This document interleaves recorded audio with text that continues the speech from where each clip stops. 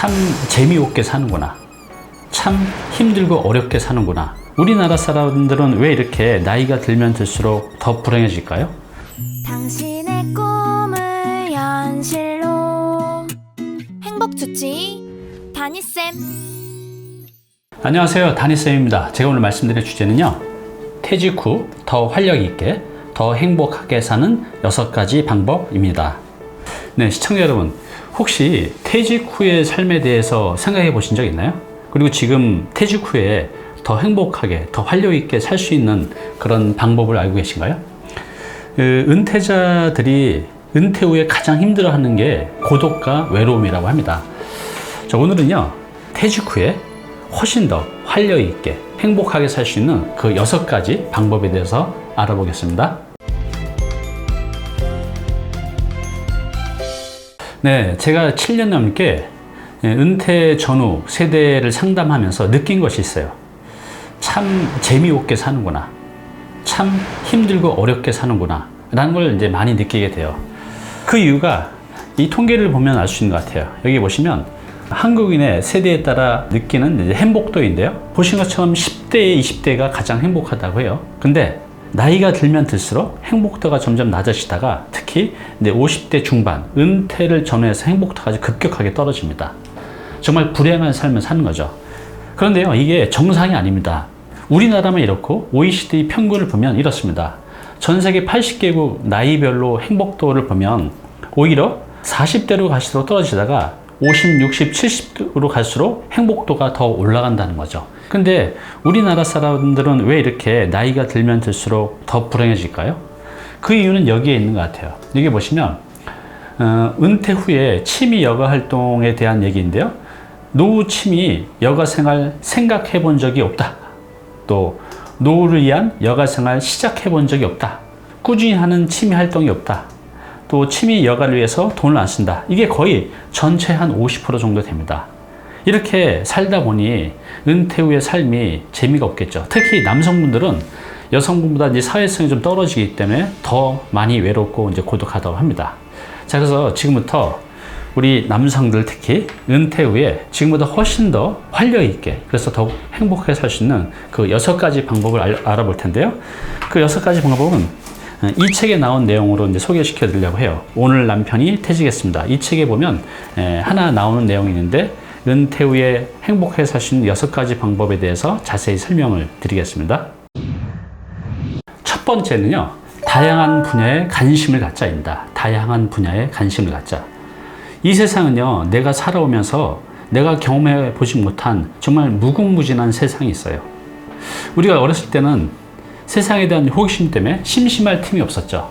근데 나이가 들면서 이런 호기심이 없어지고 또 새로운 영역에 관심이 없어지다 보니 삶이 굉장히 이제 무료한 거죠. 특히 퇴직 후에는 더 그렇습니다. 우리가 이 새로운 세상을 알아가는 이 과정은 굉장히 설레임도 있거든요. 그래서 의식적으로라도 항상 새로운 영역을 관심을 갖고 공부하고 생활해보는 그런 습관을 가져보시기 바랍니다. 이 습관 하나만 들여도 여러분들의 은퇴 후의 삶을 아주 행복하게 활력 있게 보낼 수가 있습니다. 네, 두 번째는요, 자식은 자식 인생, 나는 내 인생입니다. 우리나라 부모님들이 유독 다른 나라 사람들보다 자식에 대한 사랑이 아주 강한 것 같아요. 그래서 자신의 노후에 대해서 생각 안 하고 아이들을 키우면서 열심히 교육비로 지원하고 또 결혼해서도 결혼 자금으로 상당 부분을 이제 떼어줍니다. 그래서 결국 자신의 은퇴 노후 준비를 자녀 때문에 상당 부분 이제 부족하게 힘들게 보내게 되죠. 근데 이렇게 보내는 건 서로한테 굉장히 큰 부담이라고 생각이 들어요. 자녀들한테 그렇게 다 퍼주고 나중에 자식들한테 부담 주면서 살아가는 것보다는 기본적으로 내 은퇴 노후 자금을 만들어 놓은 다음에 여유 자금이 있으면 하시라는 거죠. 자식은 자식 인생, 나는 내 인생입니다.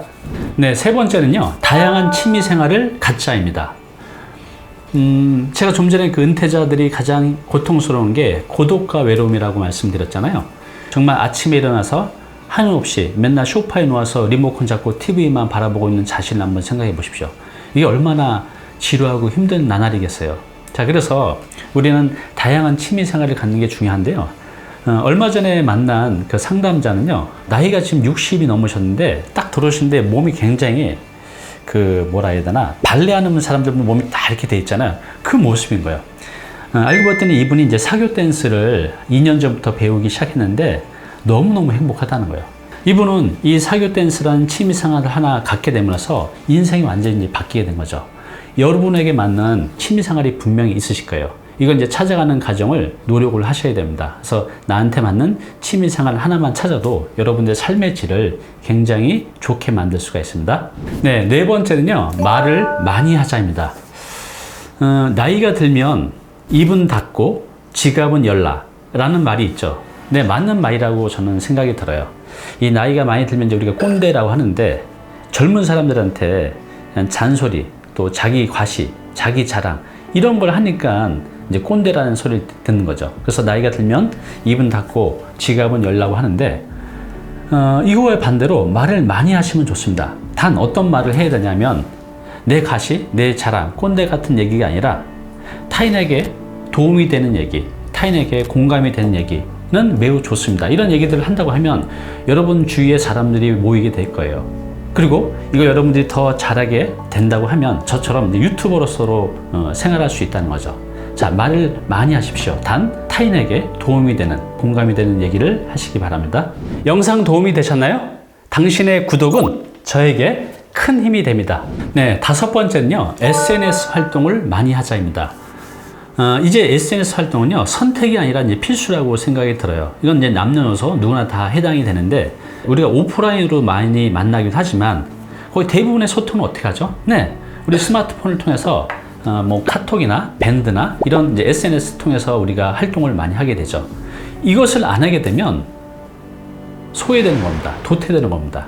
난 나이가 들어서 잘 몰라 이러는 분들도 이걸 자꾸 회피하려고 하지 마시고요, 적극적으로 SNS 활동을 하시기 바랍니다.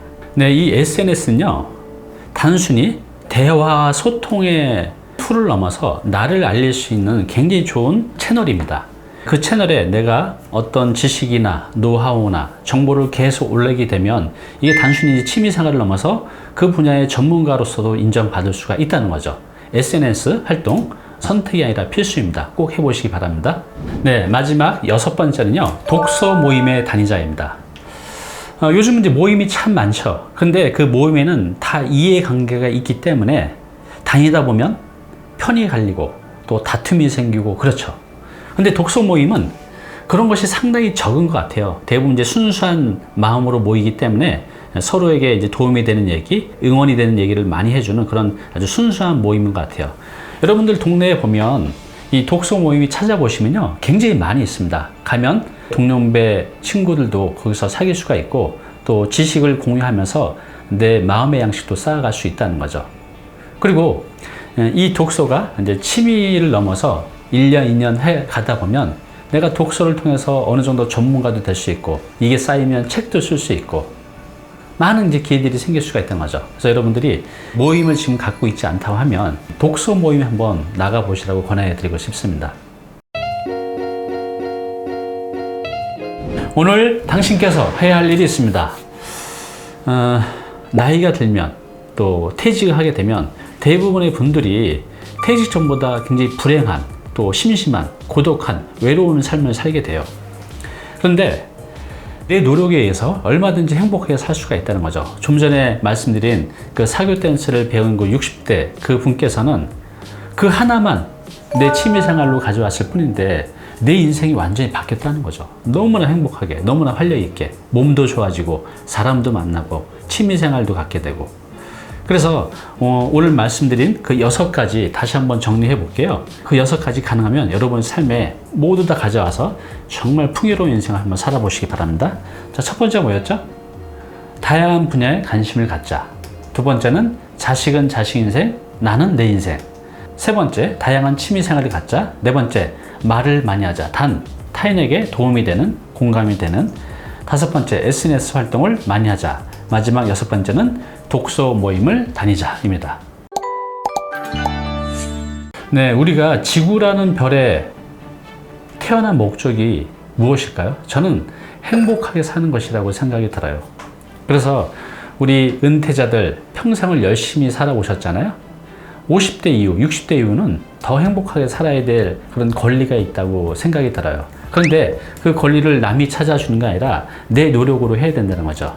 얼마든지 오늘 말씀드린 사례 말고도 다양한 것을 여러분이 노력하고 찾아본다고 하면 나를 행복하게 더 활력 있게 살 수 있는 그런 노후의 삶이 많이 기다리고 있습니다. 여기 있는 6가지를 여러분의 삶에 꼭 한번 가져가 보시기 바랍니다.